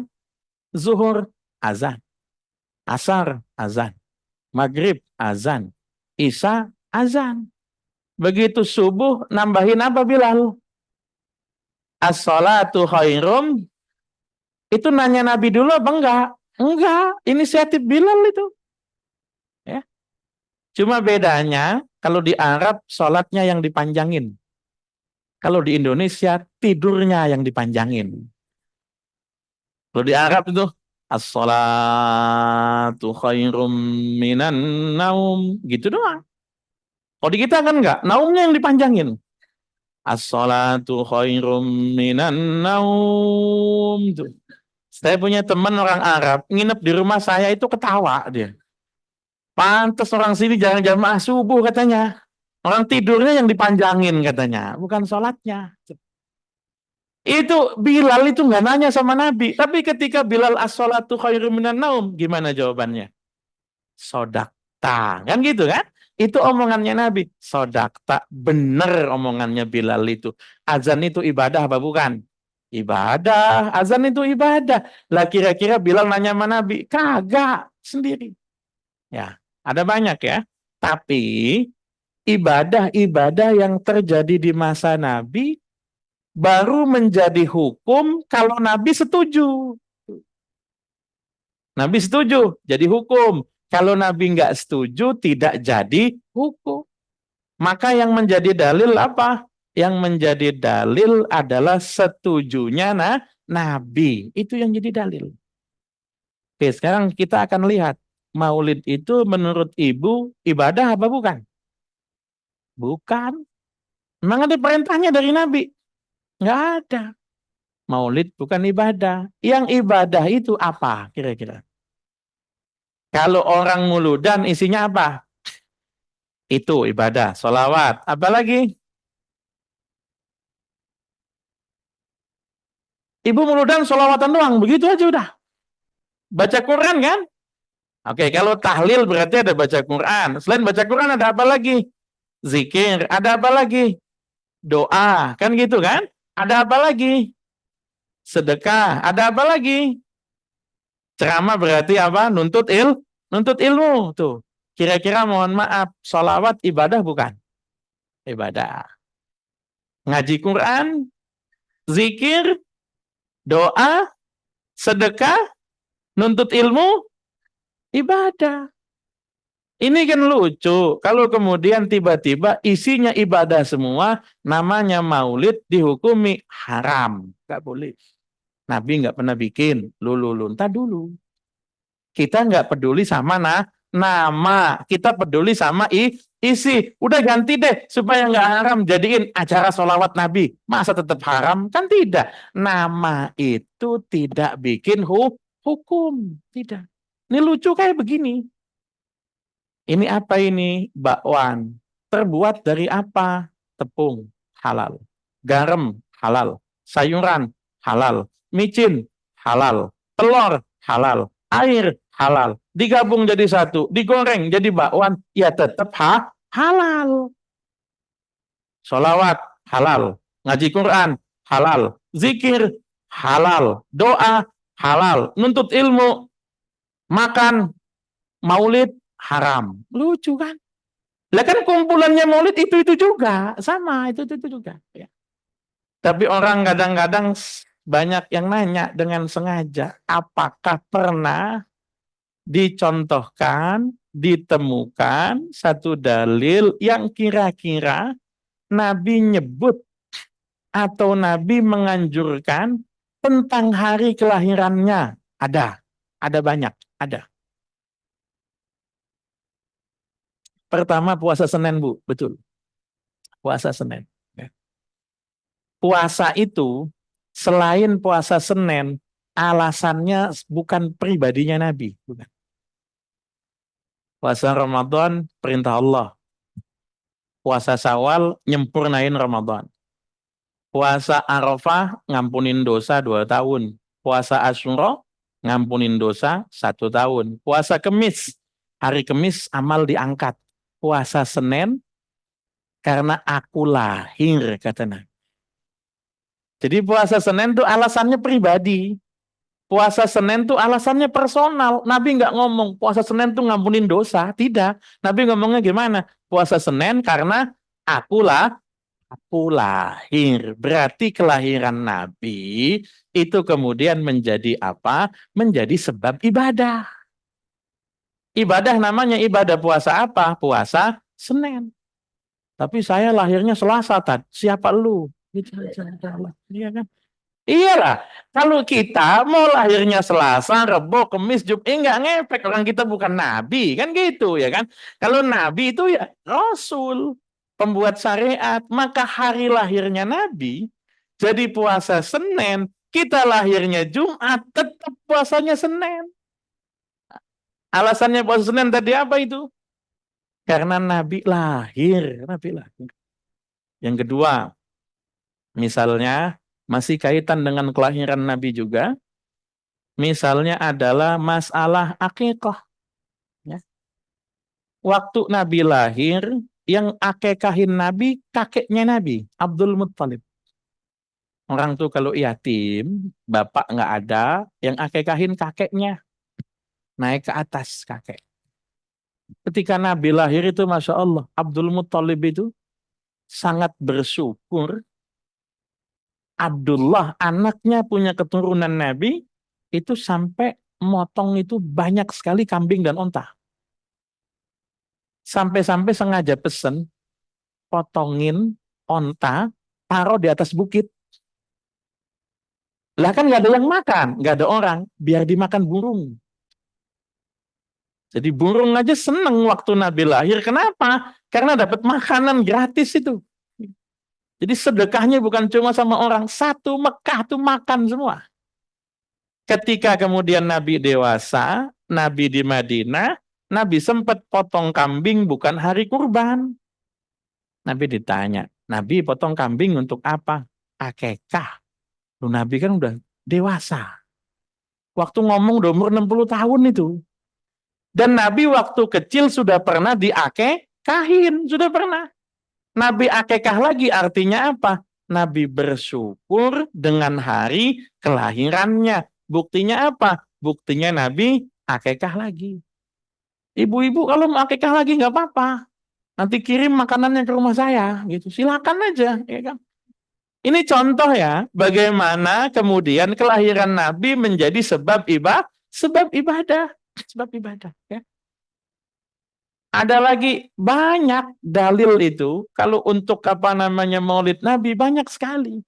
Masalahnya nanti sebetulnya orang kalau sudah paham itu nggak butuh banyak dalil. Saya dulu waktu nanya sama guru saya, apa dalilnya Maulid Nabi? Jawabannya cuma satu. Nggak butuh dalil. Cuman butuh kamu cinta sama Nabi apa enggak? Itu aja. Nggak butuh dalil. Saya punya puluhan dalil untuk Maulid Nabi. Masalahnya yang kita ajak ngomong juga nggak paham dalil gitu kan. Jadi apa sih? Ya cukup rasa cinta saja. Mohon maaf, ibu kalau lahir anak, seneng apa enggak?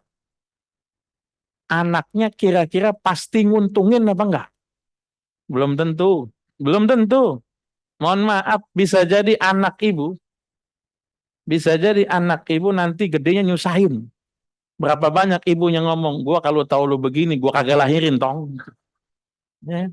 Berapa banyak tuh yang ngomong gitu kan? Ya kan? Ya karena nggak tahu aja gitu kan. Anak itu lucu-lucunya ya 2 tahun, 3 tahun, 4 tahun, 5 tahun lah. 10 tahun udah ngeselin. Usah gitu ya.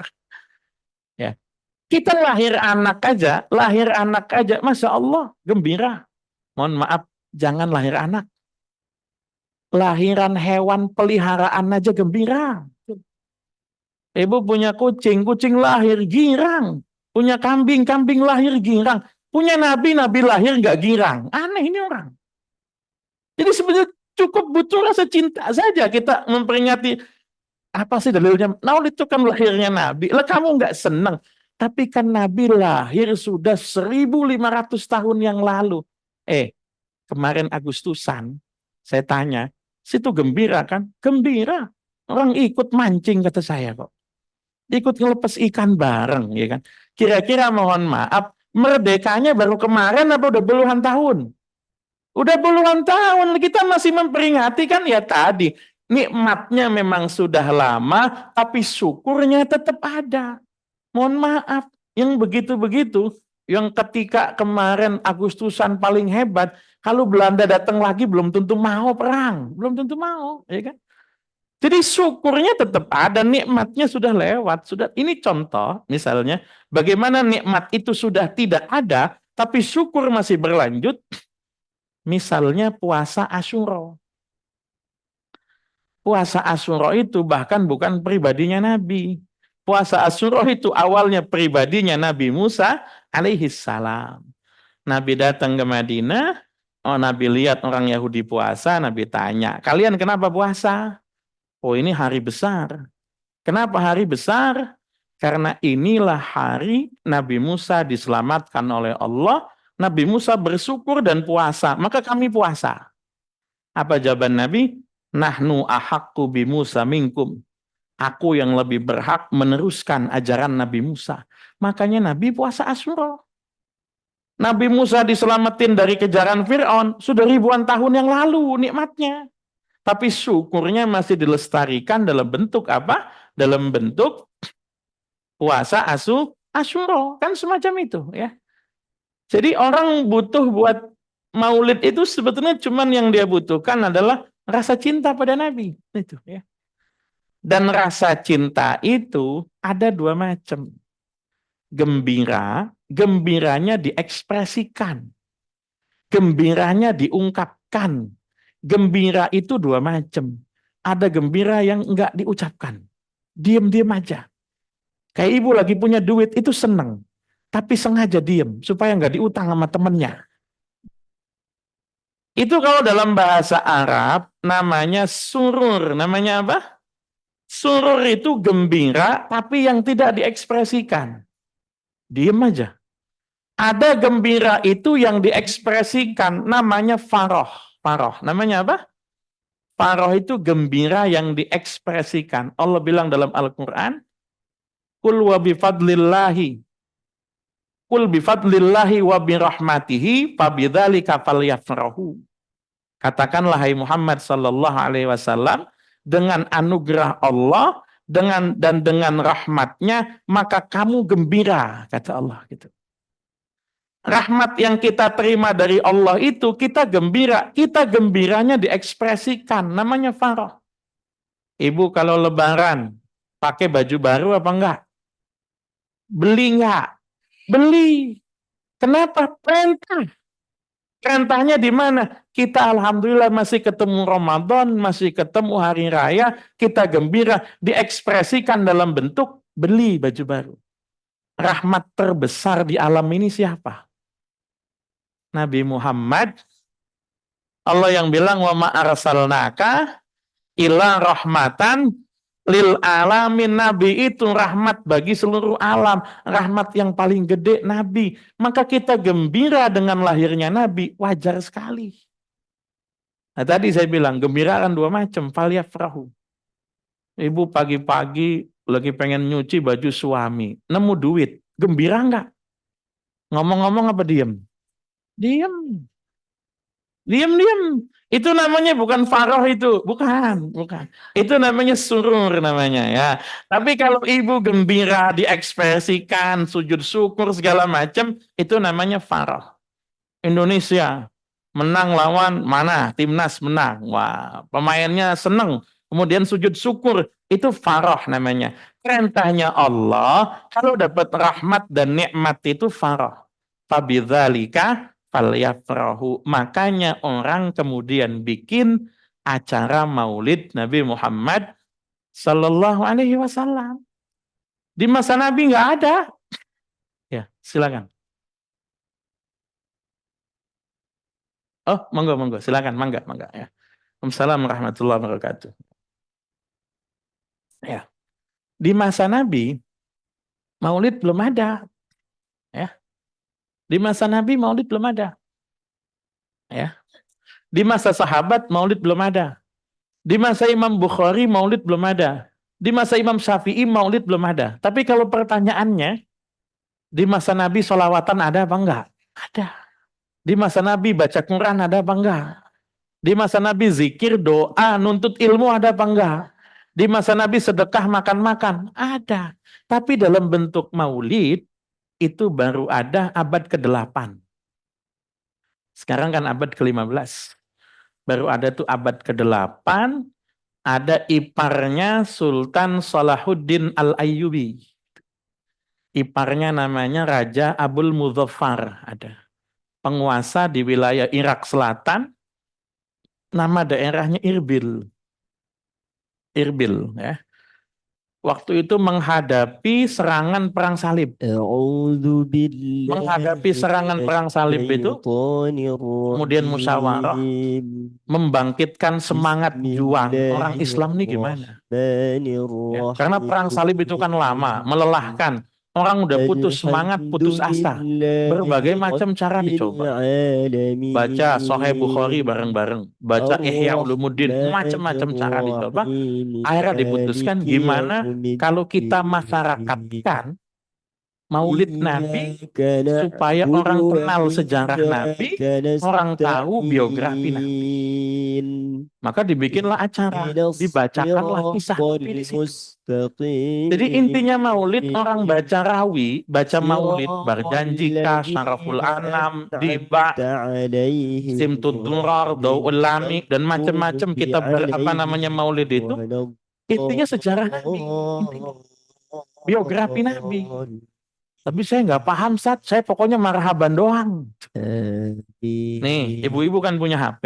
Punya HP-nya dipakai buat download kitab maulid. Cari yang ada terjemahnya. Cari. Ya, apa? Alhamdulillahi Terjemah fatiris artinya. samawati Jadi ketika orang itu kemudian baca, Ya Rabbi salli ala Muhammad, Ya Rabbi, itu kita paham artinya tuh, gitu. Jangan kemudian, wah enak ini lagunya. Bukan lagunya, isinya apa, gitu.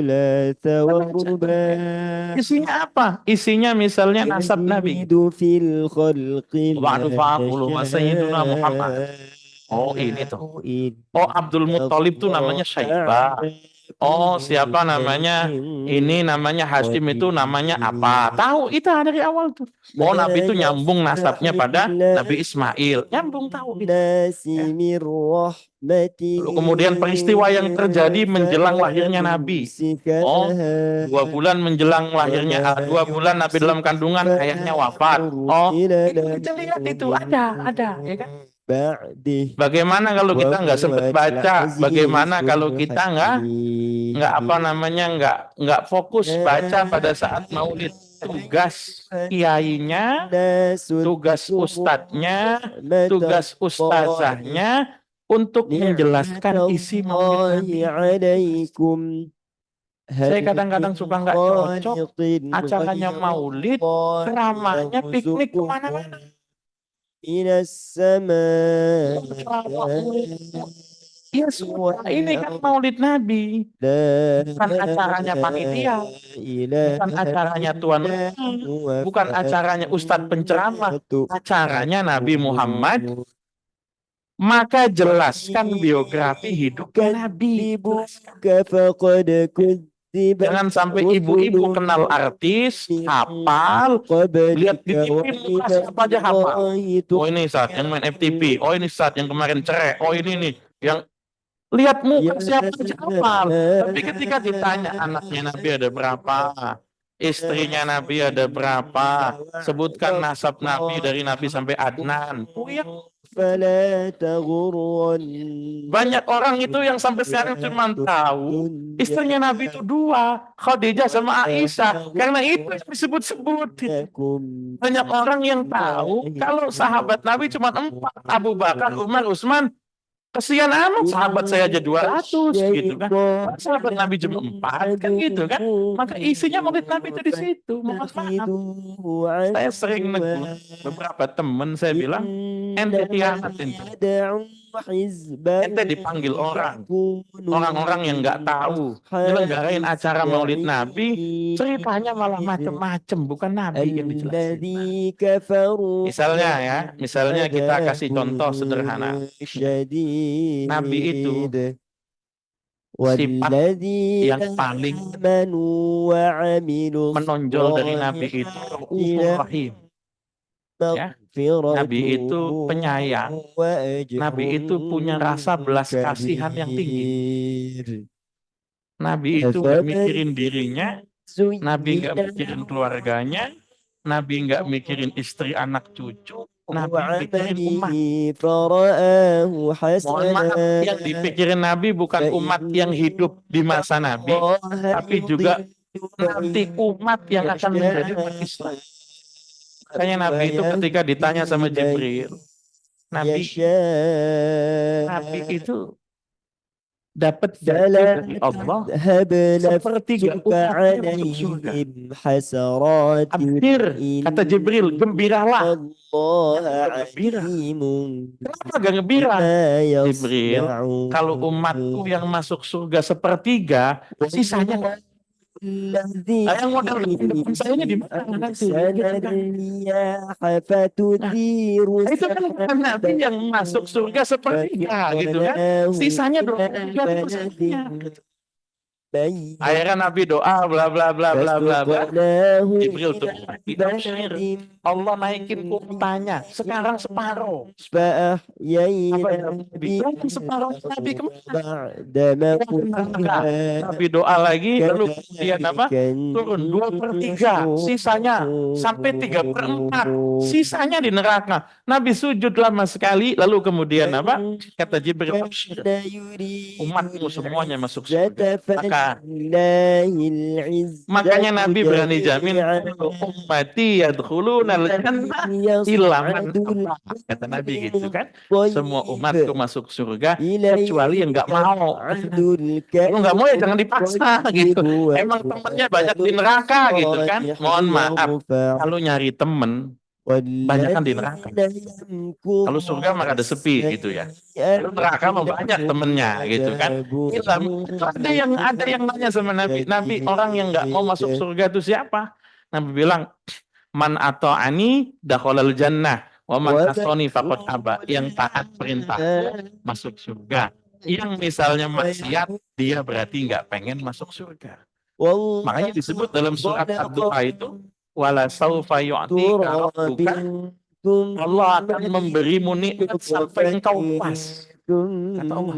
Dan yang bikin Nabi puas itu adalah yang bikin Nabi puas itu adalah kalau seluruh umatnya masuk surga. Yang kedua, misalnya kita lihat bagaimana sikap sayangnya Nabi pada umat.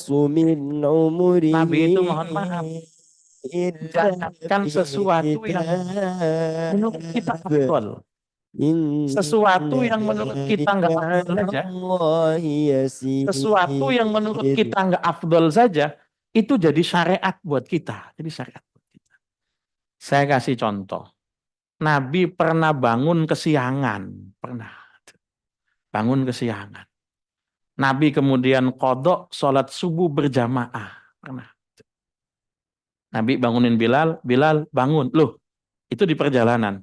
Nabi, ini kok kita udah ini. Ya enggak jam 8. Hadisnya enggak ada jam 8 enggak. Cuman matahari udah tinggi. Anggaplah kira-kira jam 8 ya, Bu. Anggaplah kira-kira. Ini gimana nanti? Sudah Bilal azan. Bilal azan, sahabat bangun. Nabi gimana? Sudah tinggi. Wudu, sholat subuh berjamaah qadha. Menurut ibu-ibu, qadha itu cakep apa enggak? Qadha itu cakep apa enggak? Kok susah amat jawabnya, Bu? Kayak enggak pernah qadha aja gitu kan. Qadha itu cakep apa enggak? Enggak. Tapi mohon maaf, kalau Nabi enggak pernah qadha, kita umatnya kalau qadha niru siapa nanti? Nabi itu dibikin sama Allah ketiduran, dibikin Nabi itu qadha supaya umatnya ketika ketiduran bangun siang, qadha ada petunjuknya, ada. Wah, ente kok bangun jam segini nih? Iya, capek sekali. Sholat subuhnya gimana? Qadha lah. Lah kok qadha? Orang Nabi aja qadha, kan gitu. Tapi ingat, Nabi qadha-nya satu kali. Nabi qadha-nya satu kali. Nah. Saya kasih contoh lagi. Menurut Ibu, kira-kira cerai itu bagus atau tidak? Enggak bagus ya. Cerai itu. Nabi pernah cerai apa enggak? Pernah. Nabi pernah cerai. Gara-gara apa? Gara-gara istri barunya Rasul nyari saran pada istri tua. Salah. Bini muda kok konsul sama bini tua. Ya habis. Ada namanya Amrah binti Al-Jun. Ya. Lalu kemudian datang pada Aisyah, kenalan. Saya istri barunya Nabi. Aisyah udah kesel, ini yang datang ini ya. Lalu kemudian saya minta saran dong, kira-kira kalau nanti Nabi datang, apa yang harus saya lakukan? Oh, cocok ini. Dikasih saran sama Aisyah itu, saran yang mohon maaf begitu yang ya wajar lah. Cemburu ya, wajar. Nanti kalau Nabi masuk, kamu ta'awuz ya. Kalau Nabi masuk, a'udzubillahi minka. Aku mohon perlindungan Allah darimu, gitu kan. Waduh. Nabi kaget. Nabi masuk, dia ta'awuz. Orang biasanya kalau ta'awuz gara-gara ada apa? Setan, kan gitu. Nabi kaget. Nabi kemudian, orang ini kalau nggak mau nikah sama saya, ya sudahlah. Nabi kemudian bilang, alhiki bi ahlik. Ya sudah, kamu pulang ke rumah saja. Gitu. Nabi cerai. Kira-kira bagus atau jelek? Ya. Tapi kalau Nabi nggak pernah cerai, umatnya mau cerai bagaimana? Nggak nemu panduan. Karena Nabi pernah cerai, akhirnya umatnya ketika cerai, santai. Kamu kok cerai? Ya orang Nabi aja pernah cerai kok. Kan gitu. Artinya, bahkan dalam keadaan tidak ideal, kita tetap bisa ikut pada Nabi. Oke, yang terakhir ya, udah mau jam 3 ya. Sifat rahmatnya Nabi. Sifat belas kasihan Nabi. Dulu tuh ada anak kecil mainin burung. Namanya Abu Umair kalau nggak salah. Ya. Abu Umair ini sering mainin burung, nangkep burung, burungnya diikat. Dilepas, ditarik lagi. Nabi ngelihat, Nabi panggil, sini. Burungnya saya beli aja ya, tapi nanti lepas. Nggak apa-apa Nabi. Dibeli sama Nabi, dilepas, Nabinya pergi diambil lagi. Orang ada talinya kan gitu, saya udah lepas. Besoknya Nabi lewat situ, dimainin lagi depan Nabi. Nah, dilepas, diambil. Nabi lihat, kok masih ada? Iya Nabi, orang udah saya lepas. Saya dapat lagi. Ya udah saya mainin lagi. Saya beli ya. Nanti lepas. Umar bin Khattab di belakang nih. Wah, anak kecil nih tukang palak nih, gitu dia ini. Sengaja ini godain Nabi kayak gini kan. Maka kemudian habis dilepas tangkap lagi dipegang sama Umar. Apa jawab Nabi? Biarin.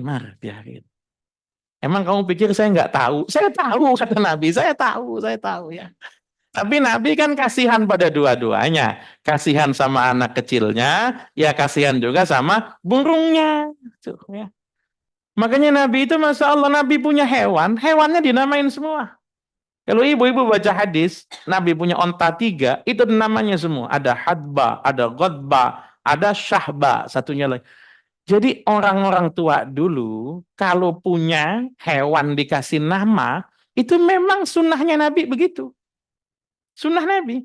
Coba ada yang masih punya nenek di rumah, punya kakek, itu kebo itu dikasih nama, ya kambing itu dikasih nama. Ya Nabi ngasih nama, termasuk mohon maaf meskipun hadisnya lemah, ada kucingnya Nabi itu dikasih nama. Mu'izzah namanya ya, namanya Mu'izzah. Nabi pernah satu waktu kucingnya tidur di atas bukan sajadah, gamisnya Nabi, jubahnya Nabi. Lalu kemudian sama Nabi dipotong, yang tempat kucingnya tidur dipotong. Kira-kira mohon maaf, kalau mau kena ibu ditidurin kucing itu gimana? Wah, ditendang itu kucing itu kan, tendang itu.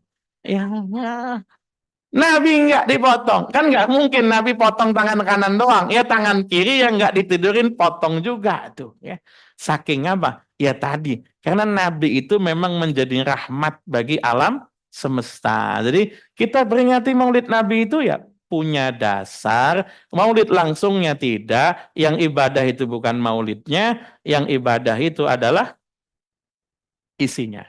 Ya, baca Quran, zikir, doa, ya kan, salawat, pengajian, taklim, dan makan-makan sedekah ya. Mudah-mudahan bisa dipahami ya. Kalau ada yang mau tanyakan silakan.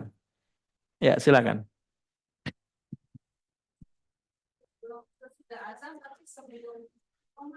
Ya. Dua-duanya yaitu tahiyatul masjid dan mana yang saya harus prioritaskan sementara waktunya tinggal sedikit Pak Ustadz. Kalau waktunya dapat, dua-duanya tahiyatul masjid dulu. Baru qobliyah. Baru qobliyah. Kalau waktunya nggak dapat, sholat 2 rakaat dengan niat tahiyatul masjid dan qobliyah sekaligus. Oh, boleh digabung? Boleh, niatnya boleh digabung. Boleh, sholat 1 kali dengan niat 2 kali. Sah niatnya. Pahalanya gimana? Urusan panitia kalau pahala ya. Tapi secara ibadah itu sah. Sama misalnya mohon maaf, ibu punya hutang puasa Ramadan. Ibu ganti di hari Kamis. Niatnya ganti puasa Ramadan sekaligus puasa Kamis. Itu boleh, nggak apa-apa ya. Untuk niatnya apa Pak Ustadz? Gimana? Untuk niatnya digabungnya gimana? Ya nggak masalah. Usolli sunnata tahiyatal masjidi ya. Wa qabliyatas subhi rakaataini, nggak ada masalah niat. Niat tidak harus bahasa Arab, niat dalam hati pakai bahasa Indonesia nggak apa-apa. Baik, makasih Pak. Ya silakan Bu. Siap. Assalamualaikum warahmatullahi wabarakatuh. Assalamualaikum warahmatullahi wabarakatuh. Pak Ustadz, saya menanyakan ketika kita sahur, sahur sunat ya, mau saum sunat. Begitu kita selesai makan baru minum azan. Itu gimana hukumnya? Puasa diterusin atau bagaimana? Kita udah minum, Udah makan terus minum dengar azan, sedang minum. sedang minum dengar azan. Iya. Oke, baik. Tapi sudah sesuai dengan waktunya azannya. Yang jadi masalah tuh begini, Bu. Jam di masjid itu kadang-kadang tidak presisi, itu masalah. Ada jam yang kecepatan, ada jam yang kelambatan. Ibu tinggal bandingkan dengan HP saja. Ibu punya aplikasi Muslim Pro misalnya, atau lihat di Google aja. Waktu subuh Kota Tangerang. Tampilkan nanti, misalnya waktu subuh Kota Tangerang 4.32, di jam baru 4.30, di masjid azan, ibu lanjut sampai 4.32 masih boleh. Karena azan itu penanda saja. Tapi kalau sudah tepat, memang sudah waktunya, memang sahurnya yang kesiangan, ya begitu azan berhenti, begitu ya. Mudah-mudahan bisa dipahami. Ada orang yang kemudian memahami, ini pendapat mohon maaf lemah. Katanya kalau kita sedang sahur masih azan, sampai selesai azan boleh katanya. Wah, kalau begitu enak. Nanti saya request sama muazinnya. Yang lama ya azannya. Nah, enggak. Kalau sudah azan, jadi patokan kita bukan di azan, tapi di waktu. Kita lihat di waktunya, memang di jamnya sudah waktu subuh, berarti hentikan minumnya ya. Mudah-mudahan bisa dipahami. Ya, tapi kalau udah nggak tahu gimana tadi salat puasanya? Kalau kita nggak tahu lihat, kalau misalnya kita nggak mau pikir panjang begitu, Iya. ya udah berhenti. Itu yang paling aman gitu ya. Makasih. Sama-sama ya. Ya, silakan Bu.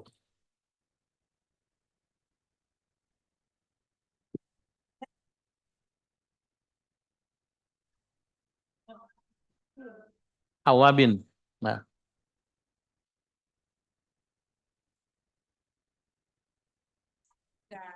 Ternyata setelah lagi sholat hajat Pak Ustadz, terus kedengeran azan, baru dapat 1 rakaat, terus denger azan. Nah itu apakah sholat hajat saya diterusin atau berhenti nanti diulangin setelah isya? lanjutin. Oh lanjutin. Iya. Terus yang kedua Pak Ustadz, kan kita sering misalnya itikaf atau kita ikut pengajian itu kan ada sholat sunnah, walaupun tidak berjamaah tapi dipimpin sama imam, misalnya Bu Ustada ya Pak Ustadz. Nah itu kan jadi sholatnya sendiri tapi dipimpin sama imam. Gerakannya kita ngikut imam. Nah tapi setelah pas sujud terakhir itu kan kadang-kadang karena kelamaan. Nah terus misalnya bangun duluan karena capek sujudnya karena kelamaan. Itu apakah berarti kita nggak ngikutin gerakan imam? Apakah boleh Pak Ustadz? Sholatnya berjamaah apa sendiri? Sendiri. Tapi dipimpin sama imam karena sholat sunat gitu. Misalnya sholat gitu Pak Ustadz. Oke, jadi begini. Sholat sunnah itu ada 3 macam. 1, sholat sunnah yang sejak masa Nabi ngajak berjamaah. Cuman 5. Idul Fitri, Idul Adha, gerhana bulan, gerhana matahari, sholat istisqa. 5 itu. Dari masa Nabi ngajak berjamaah. Ya. Ada sholat sunnah, Nabi tidak ngajak berjamaah, tapi sahabat ikut Nabi. Nabinya nggak ngajak, tapi sahabat ikut. Contoh sholat tarawih, contoh sholat witir. Nabi nggak ngajak loh, tapi sahabat ikut bermakmum pada Nabi. Itu juga sampai sekarang kita lakukan berjamaah. Meskipun Nabi zaman dulu nggak ngajak. Yang ketiga, sholat sunnah yang memang Nabi nggak ngajak jamaah dan sahabat juga nggak ikut makmum sama Nabi. Qobliyah, ba'diyah, tahiyatul masjid, duha misalnya, sholat tasbih termasuk itu memang zaman dulu ya Nabi sholat sendirian dan sahabat tidak ikut pada Nabi. Misalnya sholat yang dulu tidak berjamaah, sekarang kita jadikan jamaah boleh atau tidak? Boleh, sah, tapi tidak dirutinkan. Tidak. Sesekali, jangan dibikin tiap hari sholat tasbih berjamaah ya. Jadi seandainya tasbih mau berjamaah, monggo, silakan, sah. Tapi tidak ada sunnah berjamaahnya, tidak ada. Seandainya berjamaah sah, tapi tidak dirutinkan. Tapi kalau memang sejak dari awal niatnya sendiri-sendiri, tidak niat bermakmum, imamnya sudah masih baca tasbih, kita sudah selesai, ya kita bangun nggak apa-apa. Memang dari awal tidak niat makmum, kan gitu ya, nggak masalah ya. Mudah-mudahan bisa dipahami ya.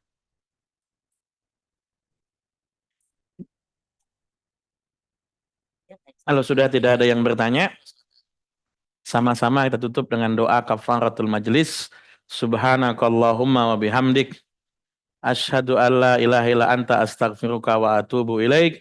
Hadanallahu wa iyyakum ajmain. Assalamualaikum warahmatullahi wabarakatuh.